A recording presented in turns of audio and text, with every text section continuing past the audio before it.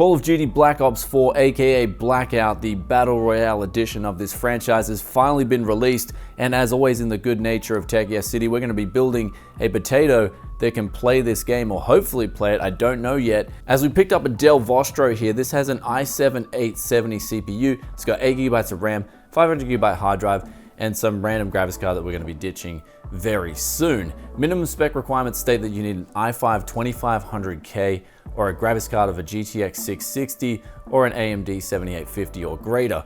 So for that problem, we're going to try and solve it by using an EVGA 6GB GTX 1060. I picked this up on a bargain for 240 Aussie dollars. I think that's like around about 170 US. And also this PC behind me, we got this for 70 US dollars as well. So it's a combination that looks like it will come in under 250 US dollars, except for one thing, and that is nowadays I just can't live without having an SSD in my system, especially with the price tag of these things. You can pick them up for under 30 US dollars. So we'll be adding that into the build as well. And with that said, we've got a build total here. It's coming in around at $260. The game itself costs around 70 US dollars. And this power supply here, this is one of the things I'm worried about. So we're gonna be a little bit crazy. We're gonna try use the included power supply by using a two-SATA to PCIe connector on this thing and see if it will actually run the 1060 and the i7-870.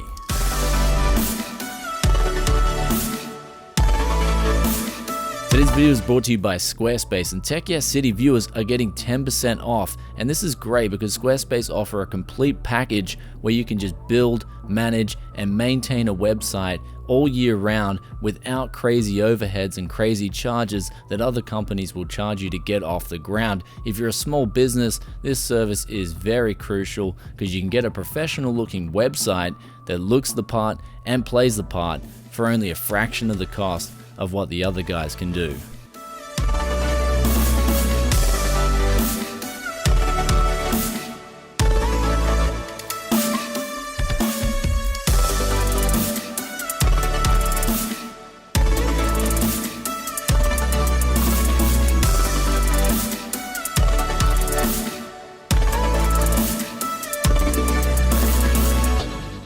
So here's the build here, it's completed. We did clean this build down in a previous video that I did. I'll put the link up here if you want to check that out. So it already got some Tech Yes loving, but the cable management itself was super easy. We tucked it behind the hard drive and the SSD since there's two reasons for this. Of course, we want to make the build look pretty decent, but there's also no cable management on this case itself. And the cable length runs that we have on the SATA cables here, since we are using two of those for the graphics cards, is very limited. So there's the build right there. I do worry about this power supply since it only does have 17 amps available on the 12 volt line, so we could run into a problem. Ideally with something like an i7 and a GTX 1060, you'd want this to be around 25A or greater just to be on the safe side, but never attempted this before, so why not give it a shot?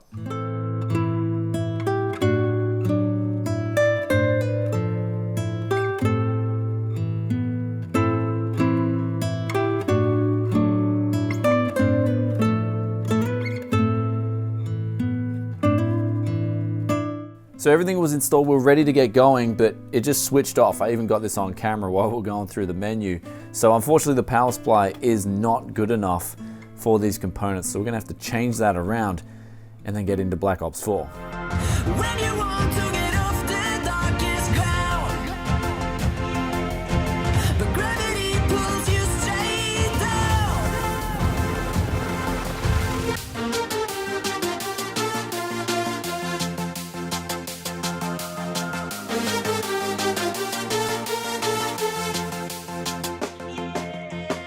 When you want to get off the darkest ground, but gravity pulls you straight down.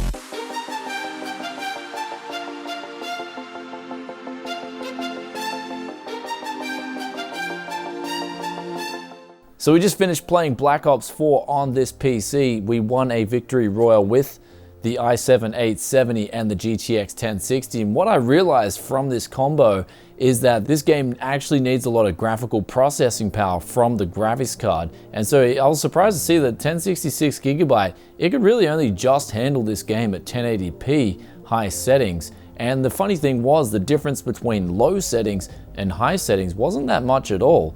We're talking like around 10 FPS on average. So whether that has to do with the i7-870 or not, I do doubt it. I mean, this CPU was handling this game absolutely fine. There was no stuttering at all whatsoever, even on the 100-player battle royale modes. The zombies was really smooth, and also the standard multiplayer, the 6 versus 6, that was really smooth too. So I think we stumbled on a combo that just works really well for this game if you want to play it at 1080p. But if you want to save some money on a graphics card, because the 1060 is a little bit expensive, especially compared to some of the previous potatoes I've done, and so you'd have to really step down the resolution to something like 720p, but you can drop the settings even more. But I find with this game, unlike PUBG and unlike Fortnite, is if you drop the graphics settings, I actually find it more difficult to see things. For me personally, I love playing this game at 1080p high. Not only were the graphics smoother and they looked better, but I could also see enemies clearer, and that helped me get a battle royale victory as opposed to playing on low settings. I had no clue what was going on at all, and every time I came close to winning, I just sometimes just blacked out. But we'll get done with this PC first, then we'll talk about Black Ops 4 in general, because I think Treyarch have done an amazing job. But one thing that surprised me with this PC was that we had an i7-870 and it wasn't overclocked at all, using a stock cooler, a Dell motherboard, and also 8GB of RAM that we haven't touched any settings for. So these are out of the box settings, and in the BIOS, you can't even do any tweaking or overclocking. So this meant that we were running kind of a worst case scenario for the i7-870. It was on a real mediocre power supply, and this still ran the game really smoothly. So they've done a great job in getting this game optimized from the get-go and making sure it doesn't stutter, and making sure it does play on something that's kind of semi-potato, because the i7-870, that's a CPU now that's going back quite a few years. It's actually really old now. It's a first gen i7, and we're now moving on to soon to be 9th gen. So that's kind of like 8 years in the making, and this thing can still play a latest released AAA title. But of course, the GTX 1060 in this particular game goes hand in hand with this CPU. Now, if you do want to get 120 FPS, reasons being you want to step up your competitive game a little bit more, then you will need to get a better CPU and also a better GPU, in my opinion. If, for instance, you want to play at 120 FPS at 1080p, I do believe this game is capped